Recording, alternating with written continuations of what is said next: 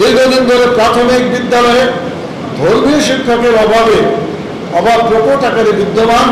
এই বাস্তবতার সামনে রেখে সারা দেশে এখন জোর দাবি উঠেছে প্রাথমিক বিদ্যালয়ে যোগ্য ধর্মীয় শিক্ষক নিয়োগ দিতে হবে।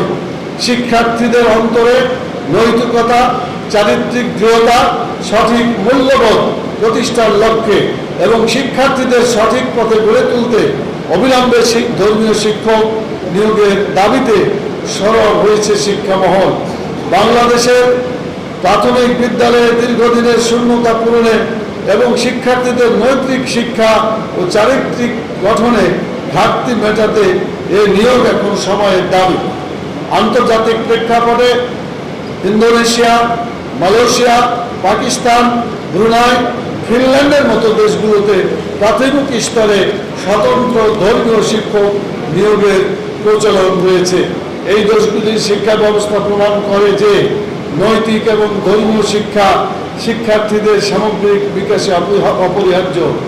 ক্লাস 6-এ 6ষ্ঠ শ্রেণীতে সঙ্গীত বইয়ের পৃষ্ঠা 64 গান হাওয়াইয়া তাতে আছে, আজি ভালো করিয়া বাজারে দোতরা সুন্দরী কমলা নাচে, আজ ভালো করিয়া বাজারে ঢাকুয়া সুন্দরী কমলা নাচে, ও তার দেহায় বসন নাই, অর্থাৎ তার দেহে কোনো কাপড় নেই, উলঙ্গ নৃত্য উইদিন ব্র্যাকেট।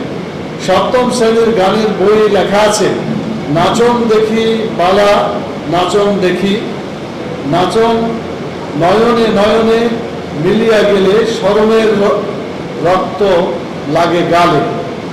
এ ধরনের গান থেকে আমাদের কোমলমতি শিক্ষার্থীগণ, বিশেষ করে প্রাইমারি স্কুলের শিক্ষার্থীগণ আসলে কি শিখবেন তা বোধগম্য নয়। বাধ্য করে শিক্ষার্থীদেরকে গান শেখাতে হবে, নাচ শেখাতে হবে, যদিও তাদের ধর্মের বিশ্বাসের পরিপন্থী হয়।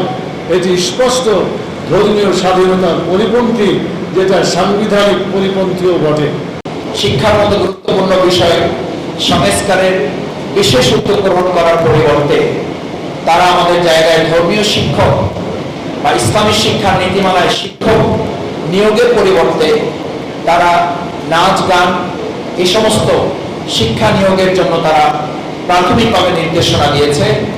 গণঅভ্যুত্থান পরবর্তী বাংলাদেশের জনগণের প্রত্যাশা ছিল এই অন্তর্বর্তীকালীন সরকার এবং সরকারের সম্মানিত শিক্ষা উপদেষ্টা এবং তার সাথে যারা কার্যক্রম পরিচালনায় ভূমিকা পালন করছেন তারা এই বিষয়ে মনোযোগ দিবেন এবং জনগণের দৃষ্টিভঙ্গি, চিন্তা, পরিকল্পনা, দর্শনকে সামনে রেখে এটাকে তারা রিকনস্ট্রাকশন করবেন, রিফর্ম করবেন, সংস্কার করবেন।